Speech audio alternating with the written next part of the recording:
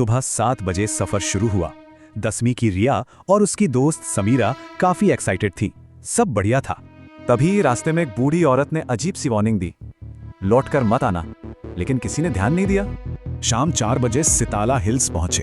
अक्टूबर का महीना और वो पुराना रिजॉर्ट बिल्कुल सुनसान, एकदम वीरान पड़ा था। रात 9 बजे हिस्ट्री टीचर ने फुल मून लाइट में घने जंगल में ट्रैक करने का भयानक फैसला लिया। ठीक 10:17 ग्रुप पत्थरों के एक अजीब से घेरे के पास पहुंचा, जैसे कोई मंडली हो। पत्थरों पर लाल रंग से एक खौफनाक मैसेज था। फिजिक्स वाले मिस्टर शर्मा ने इसे जोर से पढ़ा। 30 छात्र, 4 टीचर, टोटल 34 लोग होने चाहिए थे, लेकिन गिनती की गई तो 35 लोग मौजूद निकले। ये वो पल था जब सबके रोंगटे खड़े हो गए। कोई ऐसा उनके बीच था जो उनका हिस्सा नहीं था। खौफ की हद तो तब हो गई जब समीरा ने रिया के ठीक पीछे किसी अनजान साये को देखा, और फिर अचानक सबकी टॉर्च एक साथ बुझ गई। पूरा का पूरा ग्रुप उस डरावने घुप अंधेरे में डूब गया। कभी उस सन्नाटे में एक छोटी बच्ची की बहुत मीठी लेकिन बेहद खौफनाक आवाज गूंजी। इसके बाद सिर्फ दहशत और चीखें। सब अपनी जान बचाने के लिए उस घने जंगल में बेतहाशा भागने लगे। भागते हुए रिया ने पीछे देखा। खाली बस के खुले दरवाजों से अजीब सी हरी रोशनी चमक रही थी। बस के सामने ये आखिरी और सबसे खौफनाक मैसेज लिखा था, जिसने पूरी की पूरी कहानी ही उलझा दी। सबसे भयानक सच यही, एक यात्री है, वो इंसान जो कभी उस सफर पे निकला ही नहीं था। हैरानी की बात है, ठीक 10:17 पर नींद टूटती और बाहर खड़ी बूढ़ी औरत कहती, वापस मत आना। पर सवाल ये है कि कोई वापस कैसे लौटता जब वे कभी स्टोन सर्कल से बाहर गए ही नहीं। तीसरी रात खौफ और बढ़ गया। 8 बच्चे अचानक गायब। तकियों पर बचे तो बस गीले हाथों के निशान। डर का माहौल था। देखते ही देखते 30 बच्चों का वो पूरा ग्रुप घटकर सिर्फ 22 का रह गया। हालात और बदतर हो गए। मिस्टर शर्मा चल फिर तो रहे थे, पर उनकी सांसें बिल्कुल थमी हुई थी। बिना सांस लिए चलते टीचर को देखकर बाकी बचे लोगों को एक झकझोर देने वाली सच्चाई पता चली।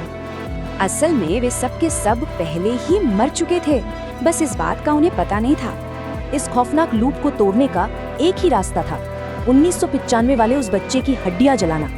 खतरा एकदम सिर पर था। वो खौफनाक बस हर रात खिसकते हुए रिजॉर्ट के बिल्कुल करीब आ चुकी थी। बस के नीचे हिलती मिट्टी खोदी गई। अंदर एक कंकाल तो मिला, पर वो किसी बच्चे का नहीं था। एक बेहद खौफनाक सच, उस अजन्मे बच्चे ने असल में अपनी ही माँ को अंदर से खा लिया था। अगर माँ का कंकाल बस के नीचे था, तो बच्चे के असली अवशेष यकीनन बस के अंदर छिपे थे। राख वाले डिब्बे पर एक खौफनाक संदेश था, मैं कभी पैदा नहीं हुआ, पर मरूंगा भी नहीं। अचानक बस के दरवाजे सील हो गए। अंदर 45 बिना चेहरे वाले बच्चे राख की तरफ घूर रहे थे। उन बच्चों ने एक साथ कहा, अब हमारी बारी है। रात के 10:17, बिल्कुल इसी समय से ये भयानक सपना हकीकत में बदलना शुरू होता है। मिट्टी का बच्चा परछाई खींचने लगता है और देखते ही देखते शरीर एकदम पारदर्शी और बेजान होने लगता है। जमीन में धंसने से पहले उसका वो खौफनाक वादा कि अब हर रात वो नींद में ही शिकार करेगा। तभी अचानक जंगल के बीच एक डरावनी हरी रोशनी के साथ वो कुख्यात बस 1995 सामने आ जाती है। अंदर का नजारा तो और भी खौफनाक है। बिना चेहरे और गुब्बारे जैसे सिर वाले 45 छात्र वहां बैठे हैं। एक रहस्यमयी बूढ़ा ड्राइवर सिर्फ सीट ले लो कहता है और वो खौफनाक मिट्टी का बच्चा तुरंत भाग जाता है। रिसोर्ट वापस लौटने पर डर और बढ़ जाता है। वहां समीरा पहले ही खौफ से कांप रही होती है। समीरा ने एक भयानक नजारा देखा था। बस में फंसे उन सभी लोगों की आंखें हमेशा के लिए बंद थीं।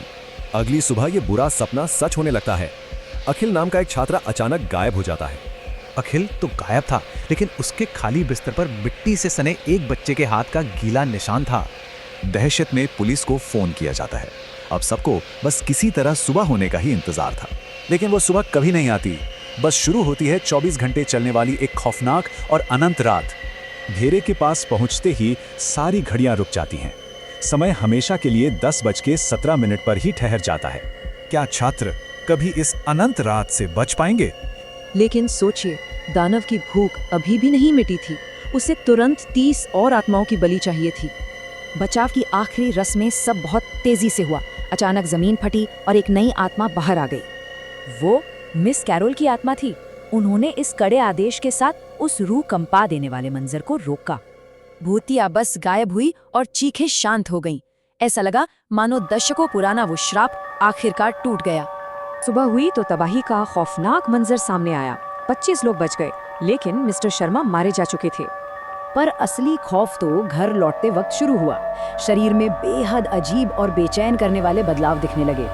घर पहुंचकर आईने में एक डरावनी सच्चाई दिखी। कंधे पर एक छोटे बच्चे की काली परछाई बैठी हुई थी। माँ को वो साया नहीं दिखा, लेकिन रिया जानती थी कि उस शैतानी सत्ता ने अब उसे चुन लिया है। दशकों बाद उस रात बचने वाली वो लड़की आज बिल्कुल अकेली और श्रापित जिंदगी जीने को मजबूर है। उसका अपना कोई परिवार नहीं, फिर भी घर हमेशा अजीब ढंग से बच्चों के खिलौनों से भरा रहता है। हर रात वो इस अदृश्य साये को सुलाती है और बदले में एक खौफनाक फुसफुसाहट सुनाई देती है, माँ। रोंगटे खड़े कर देने वाला सच तो ये है कि वो श्रापित सफर दरअसल कभी खत्म ही नहीं हुआ। लोगों का ये सवाल उसी खौफनाक सच्चाई का सबूत है कि वो आत्मा हमेशा के लिए उससे जुड़ चुकी है। कहानी की असली बेचैनी तब शुरू होती है जब रिया अपनी डायरी में बच्चों की गिनती करने बैठती है। रिजॉर्ट में बैठी रिया बिल्कुल हैरान रह जाती है। ट्रिप पर तो 30 बच्चे आए थे, फिर गिनती गलत क्यों? बड़ा अजीब है ना, कभी ये गिनती सिर्फ 29 पर रुक जाती तो कभी अचानक 31 तक पहुंच जाती, और तो और कभी कभी 32 भी। ये बदलती गिनती सीधा किसी अजीब अलौकिक गड़बड़ी का इशारा कर रही थी। आधी रात का खौफ देखिए। 3 बिस्तरों वाले कमरे में अचानक एक चौथी बेहद रहस्यमयी मौजूदगी आ धमकती है। जरा इस डरावने अंतर को देखिए, असली रिया और फर्श पर पड़ी वो बिना आंखों वाली ठंडी प्रेतात्मा। तुम्हें नींद कैसे आ रही है रिया? ये भयानक फुसफुसाहट सच में रोंगटे खड़े कर देती है। फिर एक चीख और आत्मा गायब। लेकिन पीछे छोड़ गई डायरी में रिया की ही राइटिंग में एक नाम। सुबह होते होते हालात और बिगड़ जाते हैं। भागने का इकलौता रास्ता खुद टीचर्स ही पूरी तरह बंद कर देते हैं। सस्पेंस तब चरम पर होता है जब मिस्टर शर्मा 50 साल पहले मर चुके स्कूल फाउंडर को जिंदा देखते हैं। वो खौफनाक फाउंडर बस मुस्कुराता है और रजिस्टर में इस 31वें छात्र को लेकर एक भयानक भविष्यवाणी लिखता है। यहाँ 1995 का एक बेहद काला, दर्दनाक अतीत आज की इस खौफनाक स्थिति से सीधे तौर पर जुड़ जाता है। तो ये 31 छात्र कोई और नहीं बल्कि 1995 में जंगल में मरे हुए उसी बच्चे की भटकती आत्मा है। और कहानी का ये रोंगटे खड़े करने वाला अंत बताता है कि इस बार उस आत्मा ने रिया को चुना। आखिर उस ट्रिप पर हुआ क्या था? शिक्षकों से पूछा गया ये सवाल एक गहरे सदमे की निशानी है। 45 बच्चे गए पर सिर्फ 44 वापस लौटे। ये इस खौफनाक और दुखद कहानी की बस शुरुआत थी। ये पूरी तरह से एक गर्भवती शिक्षिका मिस कैरोल और उनके नवजात बच्चे के इर्द गिर्द घूमती है। बेहद डरावना है ना? उसी रात लता नाम की छात्रा जंगल में गायब हो गई। वो कभी नहीं लौटी। यहीं से किंवदंती बनी। तब से हर बार गिनती में एक अतिरिक्त बच्चा आता है। ये अतीत के अनसुलझे अपराध बोध का खौफनाक प्रतीक है। इस डरावनी किंवदंती के बाद डर को किनारे रखकर उस अनजानी कब्र और सच की तलाश का फैसला लिया गया। रात के ठीक 1 बजे फावड़ा लेकर निकलना ये कोई आम कहानी नहीं बल्कि एक बेहद खतरनाक खोज थी। पत्थर के घेरे के पास खुदाई शुरू हुई और पता है क्या मिला? नवजात बच्चे की छोटी छोटी हड्डियां। तभी एक भयानक आवाज गूंजी। उसने दर्द और गुस्से में अपनी छीनी गई मां के लिए हिंसक विरोध जताया। अचानक मिट्टी खिसकी और लंबी उंगलियों वाले हाथों ने टखनों को जकड़ लिया। जंगल अपने राज बचा रहा था। वो जीव आधा इंसान और आधा सड़ी लाश जैसा था।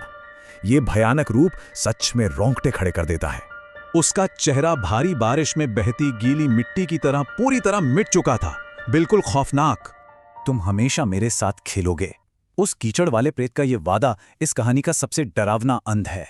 तो एक सवाल हमेशा बाकी रहेगा, क्या अतीत के भयानक राज सच में हमेशा के लिए दफन हो जाते हैं? ऐसी और डरावनी वीडियो देखने के लिए हमारे चैनल को सब्सक्राइब करें, लाइक करें और इस वीडियो को ज़्यादा से ज़्यादा शेयर करें।